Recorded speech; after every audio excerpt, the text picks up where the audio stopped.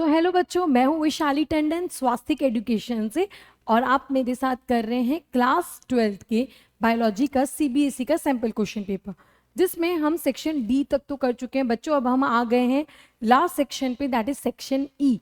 Section E के जो questions है दैट कंप्राइजेस 5 मार्क्स। ठीक है बच्चों, ये सबसे ज़्यादा मार्क्स आई मीन लाइक इसमें जो है आपके first 1 mark, 2 marks, 3 marks, 4 marks and finally ये जो सेक्शन है this is the last section, और इसमें आपको 5 मार्क्स के क्वेश्चंस देखने को मिलेंगे।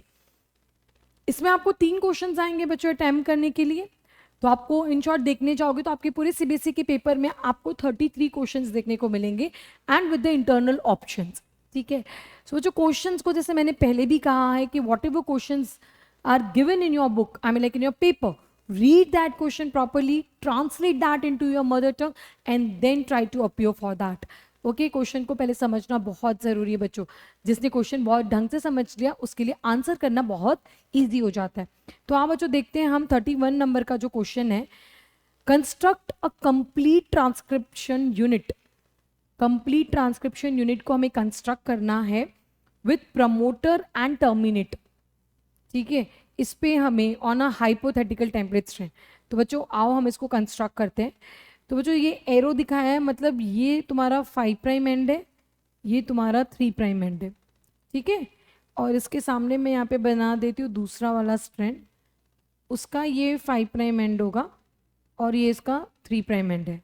ठीक है, अब ऑलरेडी बच्चों यहाँ पे इन लोगों ने क्या लिख दिया था कि this is an hypothetical template strand. Okay, तो ये वाली जो है हमारी दिस इज टेम्पलेट। अगर ये टेम्पलेट स्ट्रैंड हो जाती है तो उसके जो ऑपोजिट वाली है बच्चों, ये तुम्हारी हो जाती है कोडिंग स्ट्रैंड। ये तुम्हारी हो जाती है कोडिंग स्ट्रैंड। अगर एक टेम्पलेट है तो उसके ऑपोजिट वाली अपने आप क्या हो जाएगी, कोडिंग स्ट्रैंड हो जाएगी। ओके, नाउ अब आपको पता होगा कि हम कोडिंग स्ट्रैंड के हिसाब से प्रमोटर और टर्मिनेटर की लोकेशन बताते हैं। तो कोडिंग स्ट्रैंड में अपस्ट्रीम, ठीक है, अपस्ट्रीम मतलब ये वाला, ठीक है, अपस्ट्रीम पर प्रमोटर होते हैं और कोडिंग स्ट्रैंड के डाउनस्ट्रीम पर तुम्हारा टर्मिनेटर होगा। So will make that now. तो ये तुम्हारा यहां पे बच्चों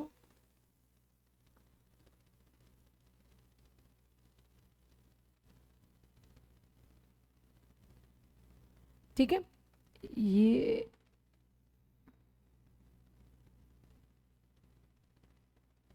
ओके, तो ये आपका यहां पे मैं लिख देती हूँ, ये आपका है प्रमोटर। ठीक है, और ये हो गया आपका टर्मिनेटर। तो बच्चों वैसे तो इन लोगों ने सिर्फ 2 ही चीज़ लेबल करने के लिए कहा है। ठीक है, 2 ही चीज़ लेबल करने के लिए कहा है, लेकिन अगर इनकेस अगर इन्होंने और भी कुछ लेबल करने के लिए कहा होता तो ये था आपका स्ट्रक्चरल जीन। ये आपका बीच में स्ट्रक्चरल जीन है जिसको हम सिस्ट्रॉन भी बोलते हैं, ठीक है, तो I think this is very simple right, creating, मतलब बहुत ही ईजी सा, मतलब बहुत इंटरेस्टिंग भी और बहुत ईजी सा क्वेश्चन था बच्चों ये। चलो next, now how is transcription a more complex process in eukaryotic cells. ठीक है, and explain the additional processes that a precursor mRNA has to undergo. तो देखो सबसे पहले क्वेश्चन का हम लोग जवाब लेते हैं बच्चों कि ये ट्रांसक्रिप्शन प्रोसेस जो है वो ज़्यादा कॉम्प्लेक्स क्यों है। ठीक है, सो उसका सबसे पहला रीज़न है due to use of 3 different types of RNA polymerase, 3 different types of RNA polymerase. ठीक है, तो कौन से आरएनए पॉलीमरेज है, RNA polymerase 1, RNA polymerase 2 and RNA polymerase 3। ठीक है, ये तुम्हारे तीन तरीके के आरएनए पॉलीमरेज। अब इसको याद करने का एक तरीका बच्चों मैं बच्चों को सिखाती हूँ, दैट इज आरएमटी। इसको याद कर लो, ठीक है, आरएमटी को याद कर लो। अब आरएमटी से क्या याद करना है आपको, तो अब वो देखते हैं। जैसे आरएनए पॉल 1 है, मतलब ये क्या बना रहा है, आरएनए बना रहा है, वो भी 8 वाले सारे, तो 5.8s आरएनए बनाता है ये। देन 18s आरएनए फॉर्म करेगा, देन 28s आरएनए बच्चों ये फॉर्म करता है। ठीक है, तो इसमें इसका ट्रिक कैसे, जैसे आरएनए पॉलीमरेज 1 जो है वो आर यानी आरएनए बनाता है, ठीक है। तो सब 8 वाले बना रहा है बच्चों, वो सब तुम्हारा 8 वाले बना रहा है। देखो जैसे 5.8 एस आरएनए बना रहा है, 18 एस आरएनए बना रहा है और 28 एस आरएनए बना, 8 वाले आरएनए इसमें बन जाते हैं, ठीक है। अब मैं बात करती हूँ दूसरे की, ठीक है। If I talk about RNA pol mRNA बना रहा है, पर यूकैरियोटिक सेल्स में ना एमआरएनए से पहले बच्चों क्या बनता है, हेट्रोजिनस न्यूक्लियर आरएनए, एचएनआरएनए जिसको हम बोलते हैं, that is heterogeneous nuclear RNA, पहले ये बनेगा, ओके। एंड लास्ट में बच्चों, लास्ट में आपका जो पॉल 3 है उसे टी है, टी यानी टी आरएनए बनता है, ये टी आरएनए के साथ में बच्चों ये 5s आरएनए भी बनाता है और ये एसएन आरएनए भी बनाता है। एसएन यानी कि स्मॉल न्यूक्लियर आरएनए, एसएन मतलब तुम्हारा स्मॉल न्यूक्लियर आरएनए भी बनाता है। तो बच्चों ये कॉम्प्लेक्स क्यों है, यूकैरियोटिक सेल्स का जो यूकैरियोटिक सेल्स हैं, ठीक है, उसका कॉम्प्लेक्स क्यों है mechanism, the reason for that it involves 3 different types of RNA polymerase, वो 3 अलग अलग तरह के आरएनए पॉलीमरेजेस को इन्वॉल्व कर रहा है, RNA polymerase 1, RNA polymerase 2, RNA polymerase 3। तो ये 3 आरएनए पॉलीमरेज को इन्वॉल्व करते हैं, जिसकी वजह से कॉम्प्लेक्स हो गया।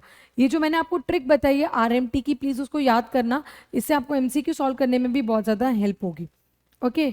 चलो इसके अलावा बच्चों अगर हम लोग देखते हैं आगे, हम बात करते हैं कि इसमें कौन सी प्रोसेसेस होती है, ओके। तो अगर ये जो एच एन आरएनए बनकर आता है, suppose this is H N RNA, है ना।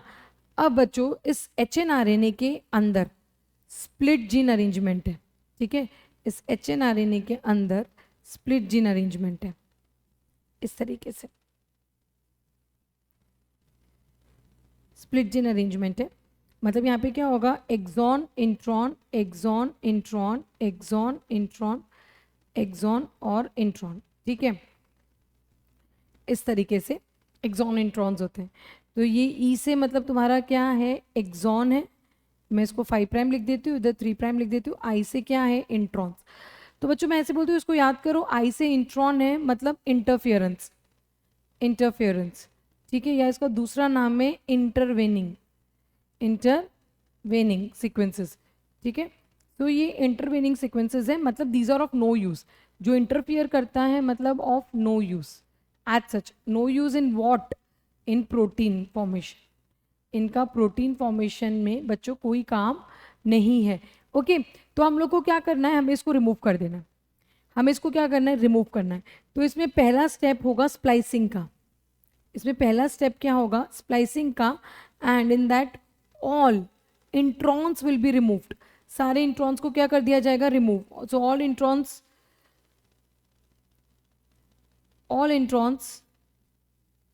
will be removed and all exons will be joined together, सारे exons को हम क्या कर देंगे बच्चों, ज्वाइन कर देंगे, ओके। नाउ नेक्स्ट, इसके बाद क्या होगा कि भाई हमारा ये जो है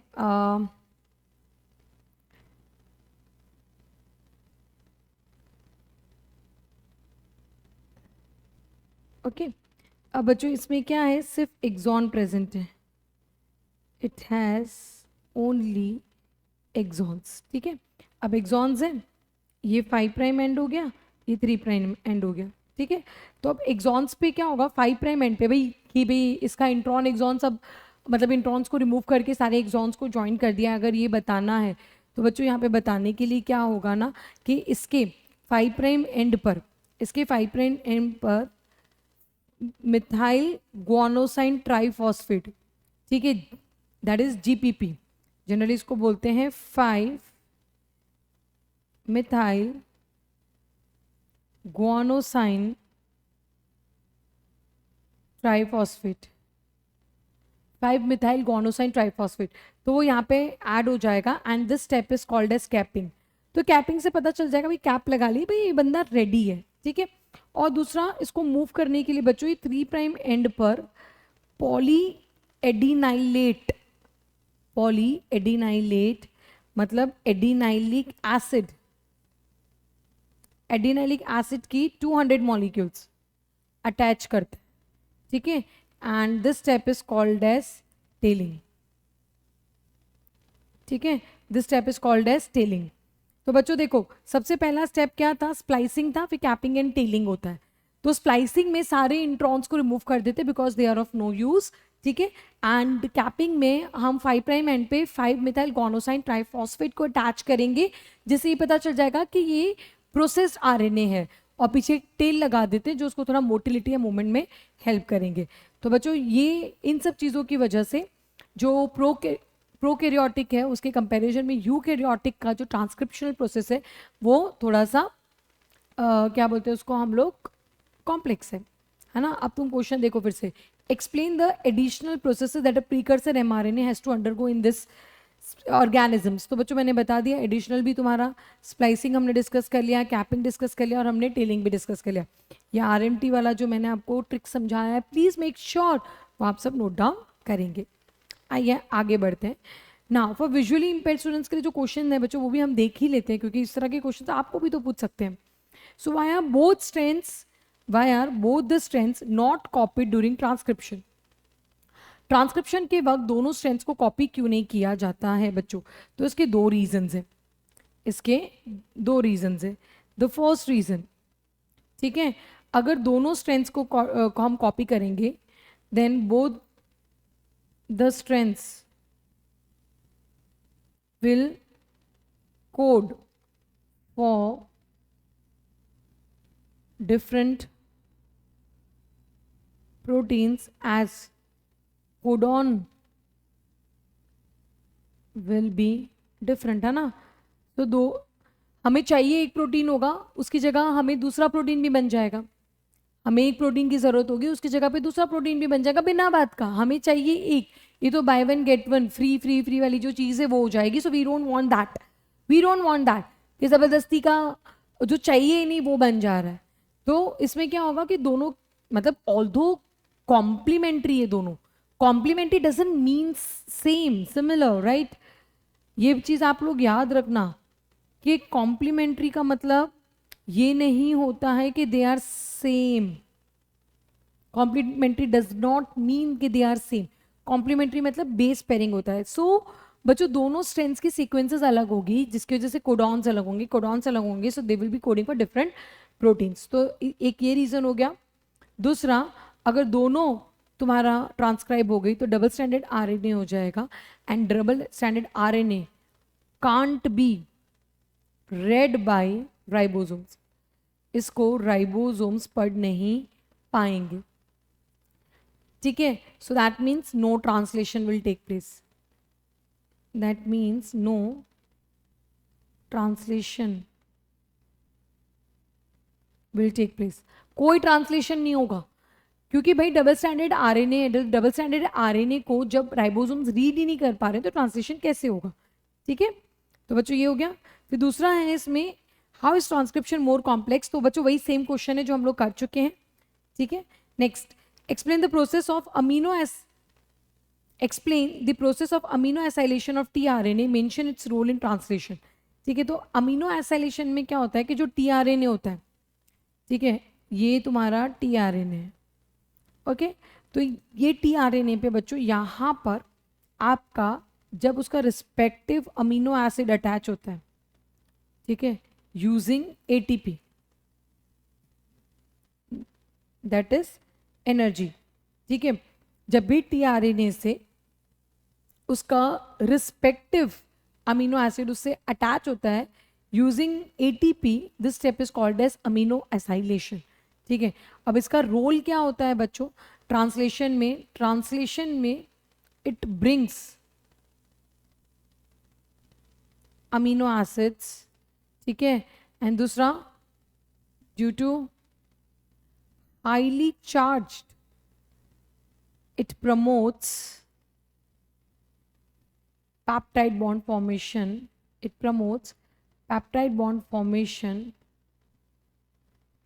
between two amino एसिड्स, ठीक है। तो बच्चों इसका ट्रांसलेशन में रोल क्या है कि ये अलग अलग अमीनो ये डिफरेंट डिफरेंट अमीनो एसिड्स को लेकर आएगा, ये डिफरेंट डिफरेंट अमीनो एसिड्स को लाएगा और साथ ही साथ बच्चों क्या करेगा कि भाई जो अमीनो एसिड्स आ रहे हैं जब राइबोसोम्स में, तो जब दो अमीनो एसिड्स पास में आएंगे ना तो they are so much charge कि उनके बीच में पेप्टाइड बॉन्ड का फॉर्मेशन भी इसकी वजह से होगा। तो अमीनो एसाइलेशन का प्रोसेस बहुत सिंपल है। जब भी उसका रिस्पेक्टिव अमीनो एसिड उसके जनरली एक्सेप्टर एंड पर, दैट इज 3 प्राइम एंड पर अटैच होगा, ठीक है, with the help of energy, that is called as amino acylation, या बच्चों इसको चार्जिंग ऑफ टीआरएनए भी बोलते हैं। This is also called as charging of tRNA. ये अलग अलग अमीनो एसिड्स को लाने का काम करेगा during the process of translation, और बच्चों साथ ही साथ ये दो अमीनो एसिड्स के बीच में पेप्टाइड बॉन्ड फॉर्मेशन को भी प्रमोट करेगा। Okay, next, now how do ribosomes in the cells, how do ribosomes in the cells act as a factory for protein synthesis. तो राइबोसोम्स कैसे प्रोटीन सिंथेसिस के लिए act करते हैं बच्चों, तो सबसे पहले देखते हैं हम राइबोसोम का स्ट्रक्चर, ठीक है। तो राइबोसोम्स ना इस तरीके से 2 सब यूनिट के बने हुए हैं, ठीक है। जो राइबोसोम्स हैं वो हमारे 2 सब यूनिट से बने हुए, एक लार्जर और एक स्मॉलर।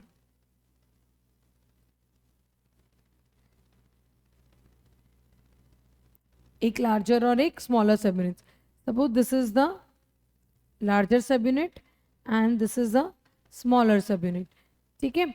ये 2 से बने हुए हैं, कौन, राइबोसोम्स। ओके, नाउ जो स्मॉलर सब यूनिट है बच्चों उसमें आकर हमारा एमआरएनए बैठता है, ठीक है। इस पे कौन आके बैठेगा, mRNA. There is messenger RNA, it has recipe for protein synthesis या प्रोटीन फॉर्मेशन। कौन सा प्रोटीन बनेगा, कैसे बनेगा, कौन सा अमीनो एसिड कहाँ लगेगा, वो सारी इंफॉर्मेशन यहाँ पर है। और इसके ऊपर वाले पे यहाँ पे बच्चों 2 आपका क्या होते हैं, साइट्स होती है, ठीक है। तो यहाँ पे एक एक साइड पे आके बच्चों ये जो राइबोसोम्स है, ribosomes allow different different tRNA to read the mRNA, ठीक है। राइबोसोम्स क्या करते हैं कि वो साइट प्रोवाइड करते हैं, ठीक है। Ribosomes provide site for interaction between tRNA and mRNA, ठीक है। एक तो उसे साइट बना दिया, दूसरा peptide bond formation, peptide bond formation. और इसमें बच्चों एक है 23S rRNA जो कि प्रोकैरियोट्स में है, और 28S rRNA जो कि यूकैरियोट्स में है। ये दोनों भी जो है बच्चों they help in peptide bond formation, promotes peptide bond formation. तो जो राइबोसोम्स है वो एज अ फैक्ट्री के तौर पे क्यों काम करे फॉर द प्रोटीन सिंथेसिस, तो बच्चों जो राइबोसोम्स होते हैं सबसे पहले वो 2 सब यूनिट्स के बने हुए हैं, स्मॉलर एंड लार्जर। अच्छा, एक और चीज़ बच्चों, ये जो सब यूनिट्स है ये क्या चीज़ की बनी हुई है, सो this is made up of rRNA, that is ribosomal RNA से बनी हुई है, plus it is made up of 80 different types of proteins, plus it is made up of 80 different types of proteins, ठीक है। तो इन दोनों से ये सब यूनिट्स बनी हुई होती है। स्मॉलर सब यूनिट्स पे एमआरएनए आके बैठेंगे और लार्जर सब यूनिट्स पे देयर आर 2 एम्प्टी साइट्स, ठीक है। जनरली PA अपन उसको बोलेंगे, ठीक है, इसको हम जनरली PA साइट बोलते हैं। तो उसमें अलग अलग टीआरएनए आके वहाँ पे बैठेंगे, दे विल बॉन्ड देयर, मतलब बेस पेयरिंग होगी कोडॉन और एंटी कोडॉन के बीच में। अगर वो बेस पेयरिंग सही बैठ जाती है, ठीक है, तो amino acid will be released and finally the peptide bond formation will take between them. इस पेप्टाइड बॉन्ड फॉर्मेशन को और एनहांस करने के लिए बच्चों यहाँ पे 23S rRNA जो कि प्रोकैरियोट्स के केस में है और 28S rRNA जो कि यूकैरियोट्स के केस में है, that is also being used. Okay, चलो, तो ये था तुम्हारा नेक्स्ट। फिर इसके बाद given below is a strand of mRNA, given below is a strand of mRNA undergoing the process of translation. What will be the sequence of amino acid that will be translated? Name the triplet codon that should be added to bring to the end of translation. Okay, तो आओ बच्चों हम लोग ये देखते हैं। तो आप देख सकते हो इधर, the first amino acid that is given here is arginine. Arginine, ठीक है। The second one, this is first, this is second, the second one you can see here is 309, ठीक है। now you can see this is CAC, तो you have to search for its anticodon। तो इसका anticodon क्या होगा बच्चों? GUG, गुग, ठीक है, GUG। तो GUG कहाँ दिया हुआ है? ये दिया है, देखो ये रहा। तो यहाँ पे आपका क्या आ जाएगा? हिस्टिडाइन, हिस्टिडाइन, ठीक है। फिर उसके बाद CUU दिया है, CUU मतलब GAA, तो GAA में क्या दिया है? लूसाइन, ठीक है। फिर CCG दिया है मतलब GGC, तो GGC ढूंढो कहाँ है, क्या दिया है GGC के लिए? प्रोलाइन, तो आप यहाँ पे प्रोलाइन लिख देंगे, ठीक है। फिर GGA मतलब CCU, तो CCU ढूंढो कहाँ है आपका?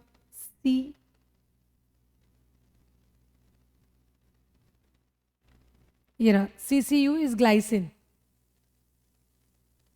CCU is glycine. फिर ये हो गया फिर से GGC, GGC, ठीक है। GGC तो अभी हमने देखा था, क्या आएगा? प्रोलाइन, GGC में प्रोलाइन। C ये हो गया GGC again, that is again proline, ठीक है। फिर से ये सेम हो गया, दैट इज प्रोलाइन। CUU मतलब GAA, GAA में आएगा लूसाइन। एंड AGU मतलब UCA, UCA, UCA में सेराइन है। तो बच्चों ये हो गई आपकी अमीनो एसिड की सीक्वेंस। तो बच्चों ये एक गलती मत करना, यहाँ पे तुम्हारे mRNA में जो कोडॉन्स दिए हुए हैं, पर जब आप tRNA में देखोगे तो आप उसका एंटी कोडॉन देखोगे, मतलब कॉम्प्लीमेंट्री बेस पेयरिंग, आप उसका कॉम्प्लीमेंट्री बेस पेयरिंग देखोगे। अब इसमें एक और क्वेश्चन दिया था कि what should be added to bring to the end of the translation. तो ट्रांसलेशन में अपने को क्या ऐड करने पड़ते हैं बच्चों? Stop codons. ट्रांसलेशन में अपने को स्टॉप कोडॉन्स ऐड करने पड़ते हैं। तो स्टॉप कोडॉन्स कौन से? UAA, UAG एंड UGC, ठीक है। तो बच्चों ये भी आपका बहुत सिंपल सा क्वेश्चन हो गया। ये भी जो आपका क्वेश्चन है दैट इज वेरी सिंपल, है ना। सो गिवन बिलो वाला भी आपका ये C वाला भी हो गया। विजुअली इम्पेयर्ड स्टूडेंट्स के लिए क्या दिया हुआ है? Explain the phenomenon that forms the genetic basis to prove that codon is triplet, ठीक है। Codon is triplet and is read in a contiguous manner, ठीक है। ये कंटिग्यूस मैनर में रीड हो रहा है, ऐसा हम एक फिनोमिनन बताना है। तो बच्चों उसके लिए हम कौन सा फिनोमिनन बताएंगे? म्यूटेशन का। What is mutation? It is change. What is mutation? It is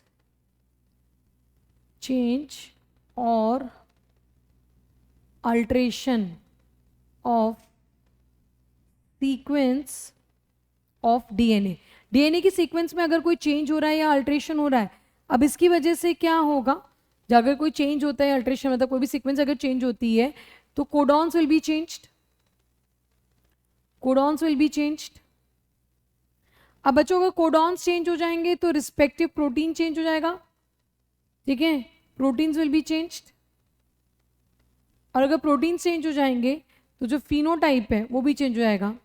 so phenotype will also changed, phenotype will also changed. तो बच्चों ये म्यूटेशन है। अब इसके थ्रू हम समझाएंगे कि वो ट्रिपलेट होते हैं। तो उसमें आपको क्या करना है? You have to give an example of mutation, that is frame shift mutation. Frame shift mutation. तो बच्चों फ्रेम शिफ्ट म्यूटेशन में क्या होता है? देयर इज इंसर्शन और डिलीशन ऑफ 1 और 2 बेसिस, ठीक है।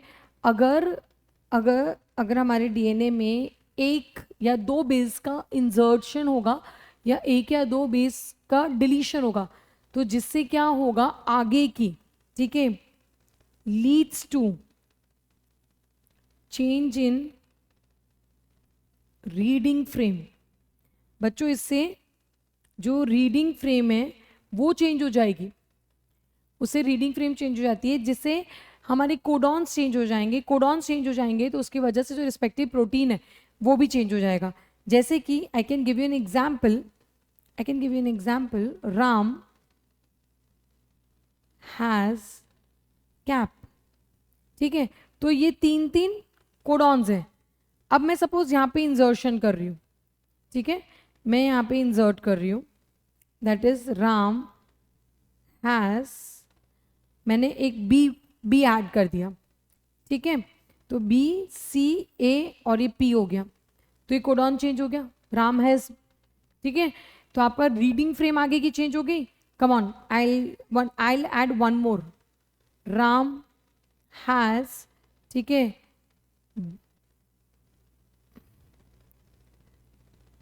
तो ये देखो आगे का रीडिंग फ्रेम पूरा चेंज हो रहा है, आगे का रीडिंग फ्रेम पूरा चेंज हो जाता है बच्चों।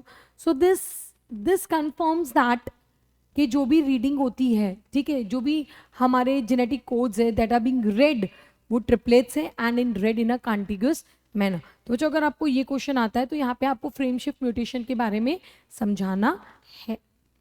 ओके तो बच्चों ये था आपका क्वेश्चन नंबर 31। तो देखो काफ़ी बड़ा गया क्वेश्चन नंबर 31। आपको पहले ही कंस्ट्रक्शन करना था, फिर ट्रांसक्रिप्शन समझाना था, उसके बाद जो विजुअली इम्पेयर्ड स्टूडेंट्स के लिए जो क्वेश्चन था हमने वो भी देखा, है ना, amino acylation, protein factories, sequence वाला। अगेन विजुअली इम्पेयर्ड स्टूडेंट्स के लिए भी क्या अलग क्वेश्चन था, तो इसलिए थोड़ा सा आपको ये लेंदी लग रहा है, बट वैसे लेंदी नहीं है। Now next, some plants and animal pathogens serve as one of the tools of recombinant DNA, that is our DNA technology.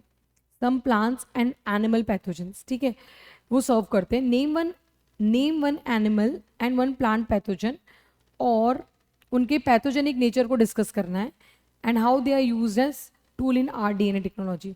तो बच्चों अगर मैं बात करती हूँ एनिमल की, if I talk about animal pathogen, so that is retrovirus, ठीक है। तो रेट्रोवायरसेस क्या कॉज करते हैं, कैंसर। और अगर मैं बात करती हूँ तुम्हारे प्लांट पैथोजन की, so that is agrobacterium tumefaciens, ठीक है, ये कॉज करते हैं क्रॉन गॉल, ठीक है, क्रॉन गॉल डिजीज, ठीक है, that is nothing but cancer again. तो ये हमारे एक एग्जाम्पल दे दिया हमने प्लांट पैथोजन का, और वो क्या इन्फेक्शन कॉज करते हैं। तो एनिमल के केस में रेट्रोवायरसेस है, प्लांट्स के केस में एग्रोबैक्टीरियम ट्यूमिफिकेंस है। जो रेट्रोवायरसेस है वो कैंसर कॉज करते हैं, जो एग्रोबैक्टीरियम ट्यूमिफिकेंस है वो crown gall disease that is tumour cause करते हैं। अब हमने इनको क्या किया, we have disarmed that. Disarmed मतलब हमने इनकी pathogenic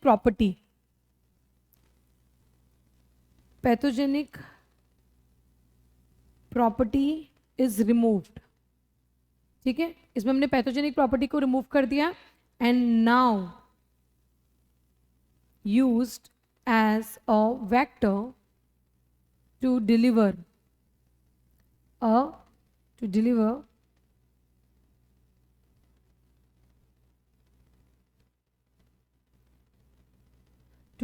a piece of DNA, ठीक है। क्योंकि बच्चों ये लोग क्या करते हैं ना, ये लोग खुद का DNA होस्ट के DNA में इनकॉर्पोरेट कर देते दोनों। इनफैक्ट एग्रोबैक्टीरियम के पास तो TI प्लाज्मिड है टू डू दैट, और TI प्लाज्मिड के अंदर भी बच्चों एक tDNA करके आता है, that is transfer DNA। TI का मतलब क्या हो गया, ट्यूमर इंड्यूसिंग। इसमें TI का मतलब क्या हो गया, ट्यूमर इंड्यूसिंग।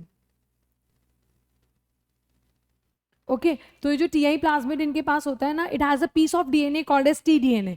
वो tDNA ये प्लांट के DNA में इनकॉर्पोरेट कर देते हैं, और उसकी वजह से प्लांट को क्राउन गॉल डिजीज होती है, यानी कि कैंसर कॉज होता है। अब RDNA टेक्नोलॉजी के लिए हमने रेट्रोवायरसेस और एग्रोबैक्टीरियम ट्यूमिफिकेंस की जो पैथोजेनिक प्रॉपर्टी वो रिमूव कर दी। अब हम उसको यूज कर रहे हैं to deliver a piece of DNA, ठीक है। तो इस तरह से हम यूज कर रहे हैं। Next, what are the enzymes needed for RDNA technology, so that's very simple. ये एकदम छोटा सा क्वेश्चन है। एक है तुम्हारा रेस्ट्रिक्शन एंडोन्यूक्लियेसिस, सबसे मेन ये है। दूसरा है DNA ligases. Then you can also mention about Taq polymerase जो पीसीआर के वक्त यूज होता है बच्चों, टैग पॉलीमरेज है ना, तो you can write on this enzymes. Now a farmer owns a cotton farm.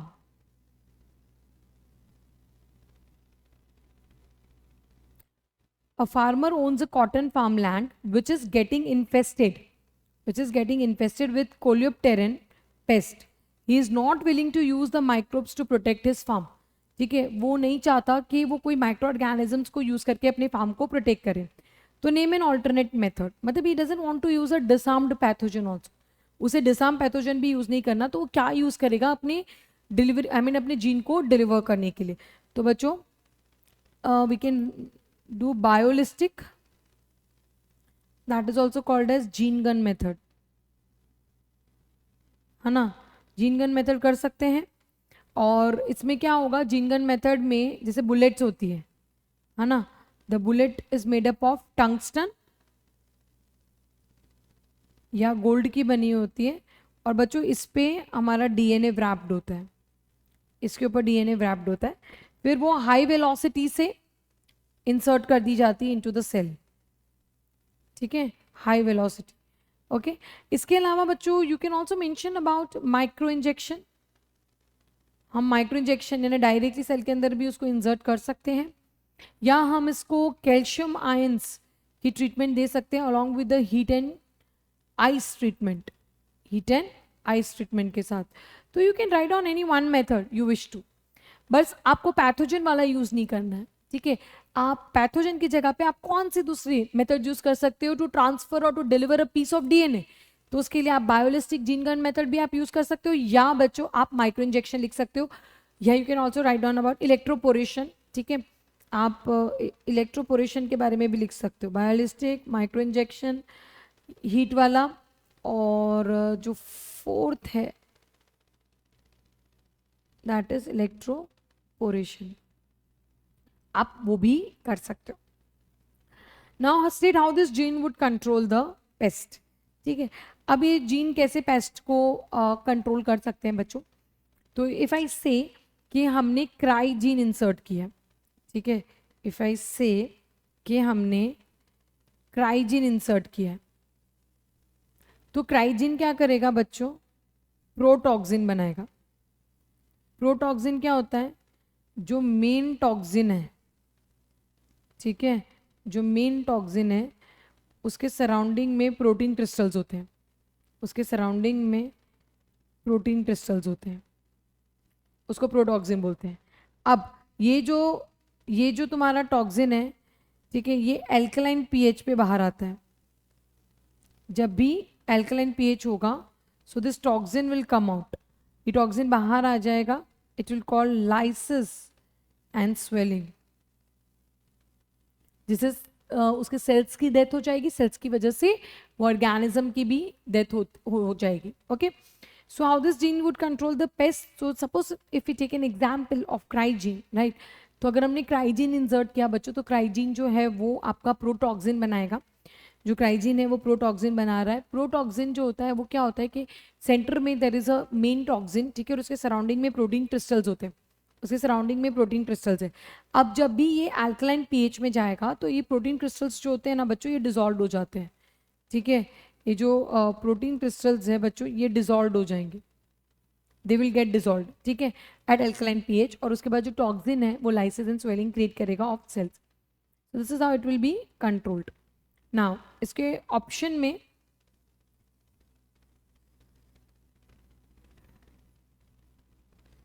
हाँ ये रहा, इसके ऑप्शन में BAM-H1 is a restriction enzyme, ठीक है, BAM-H1 is a restriction enzyme which recognizes the sequence।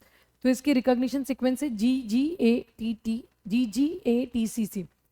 ठीक है, और इनकी जो रिस्ट्रिक्शन एंजाइम की जो activity between G and G है, मतलब यहाँ पे कट करेगा G के बीच में। ठीक है, अब इसका पैलिंड्रोम बनाना है for the above sequence, so that's easy actually. जो पैलिंड्रोम बनाना है वो इजी है, CC TAGG। तो पैलिंड्रोमिक हो गया ना। पैलिंड्रोमिक सीक्वेंसेस क्या था? ऐसे सीक्वेंसेस जब आप उसको दोनों स्ट्रेंड्स में रीड करते हो, ऐसे सीक्वेंसेस जब आप उसको दोनों स्ट्रेंड्स में रीड करते हो और वो सेम रीड होती है while keeping the orientation same. आपको ओरिएंटेशन सेम रखना है, तो 5 प्राइम टू 3 प्राइम रखो या 3 प्राइम टू 5 प्राइम रखो। जो भी आप कुछ कर रहे हो तो उसमें आपको you have to make sure कि ओरिएंटेशन आपका सेम रहे, ठीक है। सो फॉर दैट, मतलब ओरिएंटेशन अगर सेम रहेगा ना बच्चों, तो फिर आपका पैलिंड्रोमिक सीक्वेंस कहलाएगा, अगर वो सेम रीड होगी तो। Now draw the label diagram for the formation of recombinant DNA. तो रिकॉम्बिनेंट डीएनए के लिए बच्चों, जैसे कि सपोज हम लेते हैं, सपोज ये हमारा जीन ऑफ इंटरेस्ट है, ठीक है, जीन ऑफ इंटरेस्ट, ओके। और यहाँ पे वो सीक्वेंस है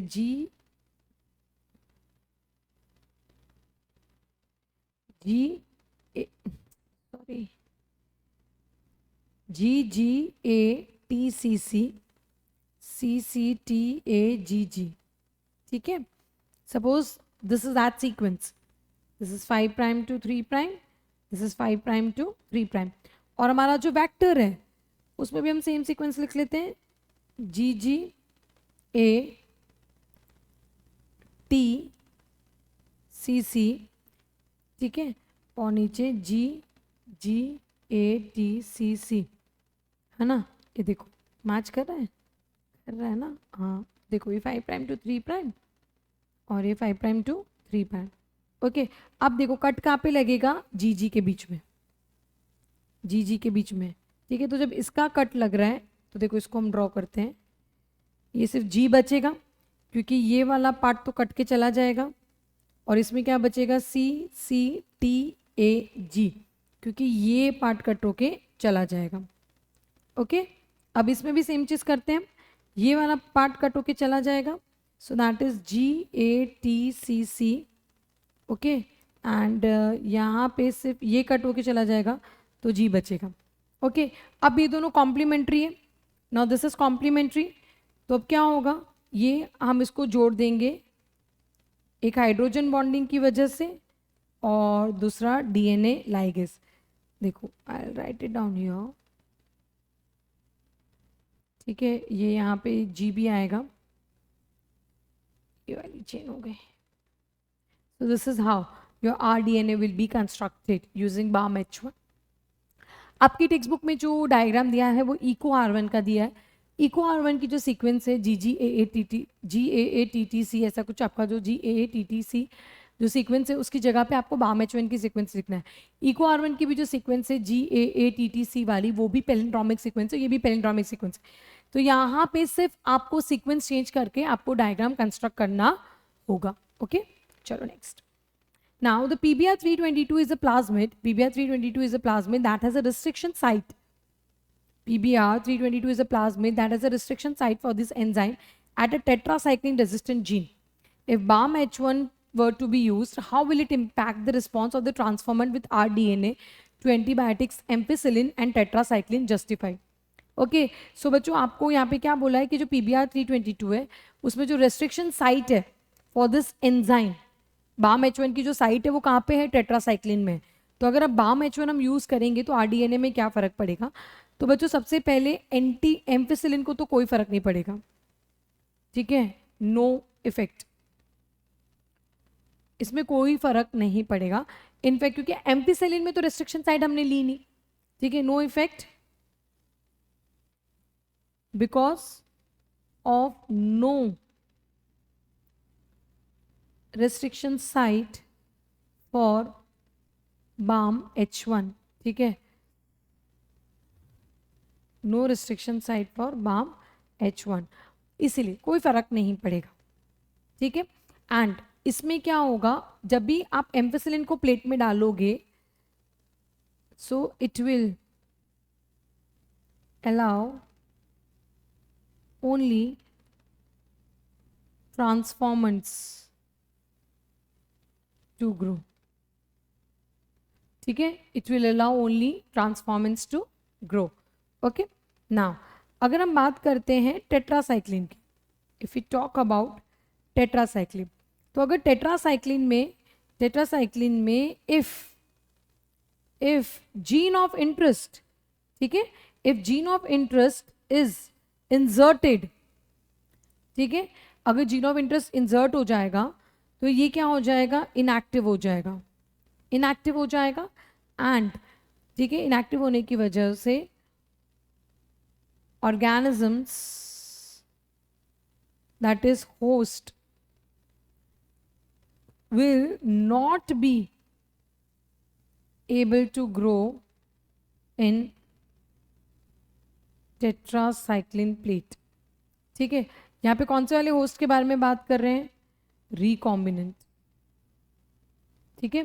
तो जिसके पास रिकॉम्बिनेंट डीएनए होगा वो टेट्रासाइक्लिन वाली प्लेट पे ग्रो नहीं कर पाएगा, क्योंकि वहाँ पे जीन, हमारा जीन ऑफ इंटरेस्ट हमने इंसर्ट कर दिया, वहां पे हमने हमारा जीन ऑफ इंटरेस्ट इंसर्ट कर दिया। अब जीन ऑफ इंटरेस्ट वहां तुम इंसर्ट कर दोगे तो वो इनएक्टिव हो गया ना।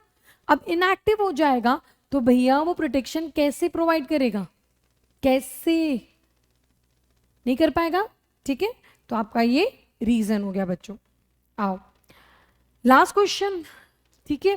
So students you can see this 33, this is the last question of your paper, ठीक है, बट इट्स नॉट दैट, मतलब बहुत लेंथी जाएगा बच्चों आपका ये। तो आओ हम देखते हैं। सबसे पहले आपको इसको जस्टिफाई करना है, justify the following statements with the suitable proof और examples, okay. Now competition is not limited to closely related species, है ना, टोटली अनरिलेटेड स्पीशीज में भी होता है, टोटली अनरिलेटेड स्पीशीज में भी तो होता है। जैसे कि एग्जाम्पल है साउथ अमेरिकन लेक्स का, एग्जाम्पल किसका दिया है, साउथ अमेरिकन लेक्स में हर साल कौन आते हैं, फ्लेमिंगोस, ठीक है, फ्लेमिंगोस, ये माइग्रेटरी बर्ड्स हैं, दीज आर माइग्रेटरी बर्ड्स, ठीक है। और वहाँ पे जो फिशेज हैं, ठीक है, वो रेसिडेंट है, वो वहीं पे रहते हैं। सो ये दोनों मिलकर किसके लिए झगड़ा करते हैं, जू प्लैंक्टन के लिए। अब टोटली अनरिलेटेड स्पीशीज, एक बर्ड एक फिश है, ठीक है। So you can give the example here. Competition is always not dependent on resources being limited. That is called as interfering competition. ठीक है बच्चों, उसको हम लोग क्या बोलेंगे, इंटरफियरिंग कंपटीशन। इंटरफियरिंग मतलब रिसोर्सेज लिमिटेड नहीं है पर हम दूसरों के सामने इंफीरियर फील करते हैं, ठीक है। इंटरफियरिंग मतलब कि इंफीरियर की वजह से, इंफीरियर फील होने की वजह से जो ऑर्गेनिजम्स है वो एक्सटिंक्ट हो जाते हैं, ठीक है। You can give an example of Abingdon tortoise, ठीक है, टॉर एंड गोट्स, ठीक है, कहाँ पे, इन गैलापागोस आइलैंड्स, ठीक है। अब बच्चों उसमें क्या हुआ था कि जब वहाँ पे गोट्स को इंट्रोड्यूस किया गया था तो गोट्स की ब्रोजिंग एफिशिएंसी जो थी वो बहुत अच्छी थी, जो गोट्स थे उनकी ब्रोजिंग एफिशिएंसी बहुत अच्छी थी।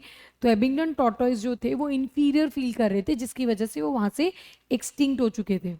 ये जो एबिंगडन टॉर्टॉइस है वहाँ से वो एक्सटिंक्ट हो चुके हैं। सो इंटरफियरिंग कॉम्पिटिशन वाला एग्जाम्पल आप यहाँ पे दे सकते हो।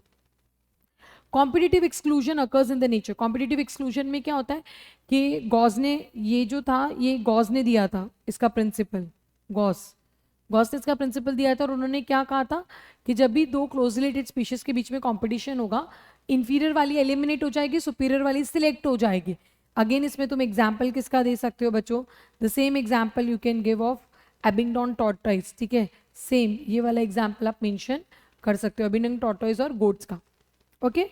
नेक्स्ट, कॉम्पिटिटिंग स्पीशीज में इवॉल्व मैकेनिज्म फॉर को एग्जिस्टेंस, यानी ये बात हो रही है रिसोर्स शेयरिंग की। मतलब ये लोग बोल रहे हैं लड़ाई झगड़ा करके एक को एक्सटिंक्ट करने से अच्छा है हम रिसोर्स को शेयर करते हैं। एग्जाम्पल में मैक आर्थर काम कर रहे थे बर्ड्स पर, वॉर्बलर्स, ठीक है। इन वॉर्बलर्स की 5 क्लोजली रिलेटेड स्पीशीज थी, इन्होंने रिसोर्स शेयर किया था। They changed their behavior and foraging activities, ठीक है। सो कंपटीशन स्पीशीज में इवॉल्व मैकेनिज्म को एग्जिस्टेंस, मतलब देखो दो तरीके का कंपटीशन होता है, कॉम्पिटिटिव को competitive exclusion and competitive coexistence. Exclusion वाला जो था वो गॉस ने दिया था कि when two close related species compete ना, तो जो सुपीरियर वाली है, ठीक है, इसमें जो क्या था कि जो आपकी सुपीरियर वाली थी वो सिलेक्ट हो जाएगी, ठीक है, और जो इन्फीरियर वाली थी वो एलिमिनेट हो जाएगी। तो you can give than example. यहाँ पे क्या है, instead of eliminating what do they say कि विल, क्यों लड़ाई झगड़ा करके एक दूसरे को एक्सटिंग करना है, उससे अच्छा हम जो भी चीज़ें उसको शेयर कर लेते हैं, ठीक है। तो रिसोर्स शेयरिंग, तो उसमें एग्जाम्पल है मार्क आर्थर के वॉबलर्स, जो बर्ड्स है, ठीक है, ये जो है बच्चों, दीज आर बर्ड्स, ये बर्ड्स है। तो 5 क्लोज रिलेटेड स्पीशीज थी उसकी, जिसने अपनी फॉरेजिंग एक्टिविटीज और उसका जो बिहेवियर एंड पैटर्न, ठीक है, दे change their behaviour and pattern of foraging activities, जिसकी वजह से वो वहाँ पे को एग्जिस्ट कर पाई थी ना। The competition in nature comes next बच्चों, ई वाला क्या है, competition in the nature comes from what is called as competitive release. Competition in nature comes from what it is called as competitive release. मतलब इन्होंने बोला कि भाई कंपटीशन हो रहा है या नहीं हो रहा, वो पता करने के लिए हम कंपटीशन रिलीज कर सकते हैं। जैसे कि एक एग्जाम्पल देते हैं बच्चों, स्कॉटलैंड के कोस्ट का, कोस्ट ऑफ स्कॉटलैंड पे आपके जो सुपीरियर स्पीशीज थी बच्चों, दैट वाज बैलेनस, ठीक है, और वहां पे इंफीरियर स्पीशीज थी कैथामैलस, कैथामैलस, ठीक है। Now this was both were barnacles, barnacles, ठीक है। अब जब तक वहां पे सुपीरियर वाली थी ना, तो ये इंफीरियर वाली was not able to flourish, पर जैसे ही हमने इसको रिमूव कर दिया in an experiment, removed in an experiment, ठीक है, जब भी हमने इसको वहां से रिमूव कर दिया था, तो इसके एब्सेंस में ये जो स्पीशीज थी वो फ्लरिश्ड कर गई, फ्लरिश्ड, ठीक है, वो वहां पे फ्लरिश कर गई। तो you can give this example कि जब आपको लग रहा है कि इन दो के बीच में कंपटीशन है, you remove the competition and then see the effect.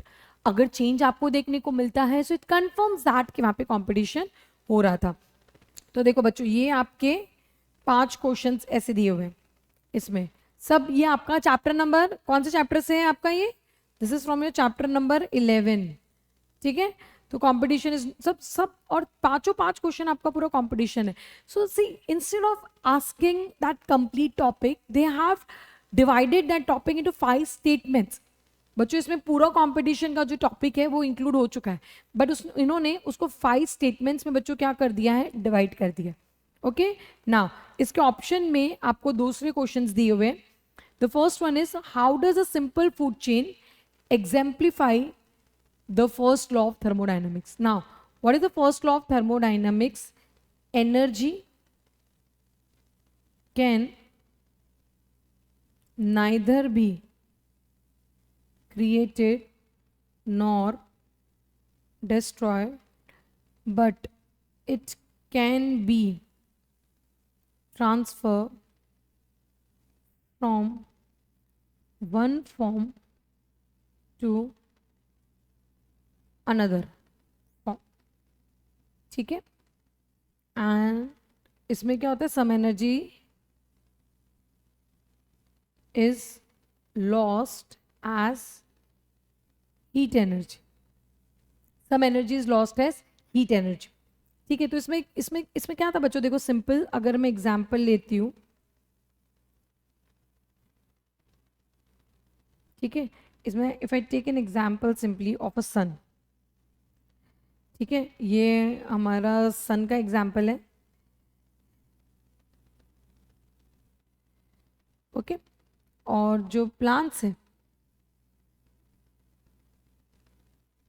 Okay,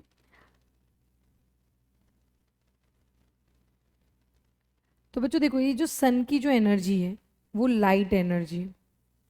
अब प्लांट उस एनर्जी को किस में कन्वर्ट कर देते हैं, केमिकल एनर्जी में, है ना, दैट इज ऑर्गेनिक मैटर के फॉर्म में। अब यही एनर्जी आगे पास होती है कंज्यूमर्स में, ठीक है, यही आगे पास होती है डेट्राइटी वोर्स के पास, ठीक है, या हम बोल सकते हैं डिकम्पोजर्स के पास बच्चों। इसी फॉर्म में एनर्जी ट्रांसफर हो रही है। तो देखो ये जो एनर्जी है, एंड अगेन इनकी जो एनर्जीज होती है वो मिनरल्स के फॉर्म में सॉइल में आ जाती है। तो energy can neither be created nor be destroy, but it can be transform from one form to another form. और हमेशा कुछ अमाउंट ऑफ एनर्जी जो है that is lost as heat energy. कुछ एनर्जी हमेशा हीट एनर्जी के form में loss होती है। तो आपको ये चीज़ यहाँ पे डिस्क्राइब करनी है। Now the next one, the I think that's the last one. Now the table below shows the number of species in different parts of the world. आप देख सकते हो बर्ड की स्पीशीज शो की हुई है, कोलंबिया में शो की हुई है, इंडिया में शो की है, नॉर्थन साउथ अमेरिका में, न्यूयॉर्क में शो की हुई है और डेनमार्क में शो की है।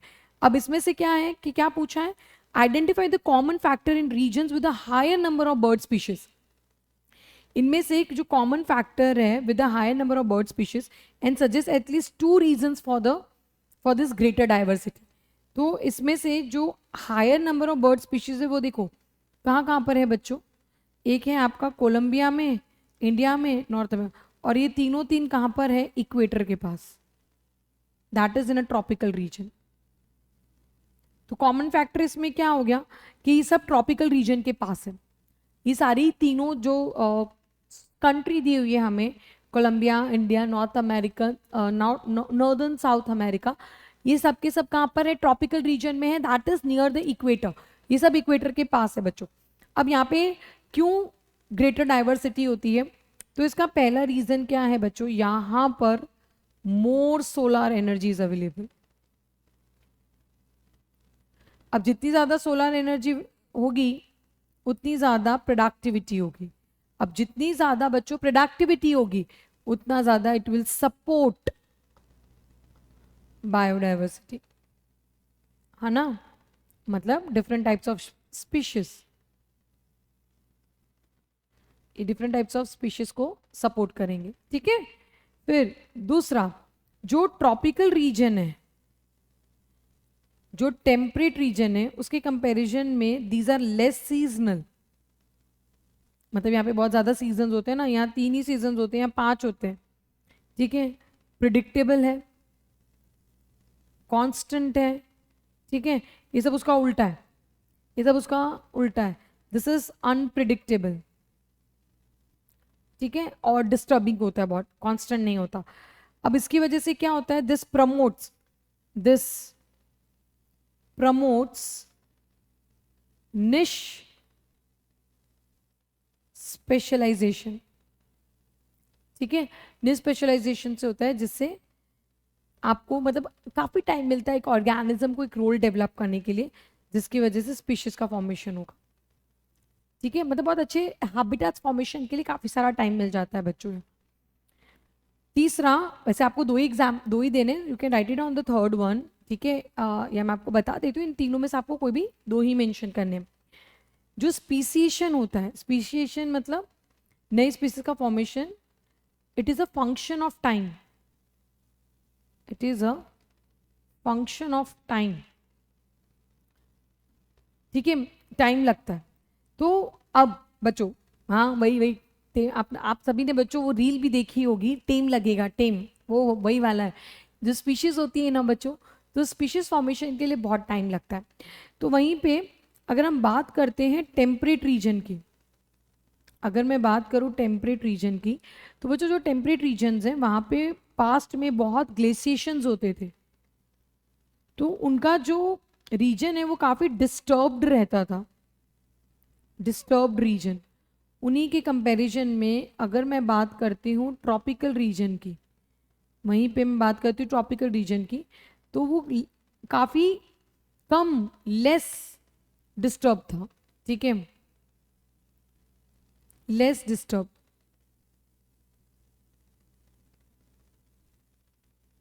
तो जिससे उसको काफ़ी सारा टाइम मिल गया, ठीक है, to form a new species. तो बच्चों ये 3 रीजंस हैं जिसमें से आपको 2 लिखने हैं कि क्यों ट्रॉपिकल रीजन में ज़्यादा डाइवर्सिटी देखने को मिल रही है compare to the temperate region. Tropical region जो आपका है बच्चों वो इक्वेटर के ऊपर है, मतलब दैट इज 23.5 डिग्री नॉर्थ से लेकर 23.5 डिग्री साउथ तक। ठीक है, ये आपका ट्रॉपिकल रीजन है। फिर उसके ऊपर टेम्परेट आता है और टेम्परेट के ऊपर पोलर रीजन आता है।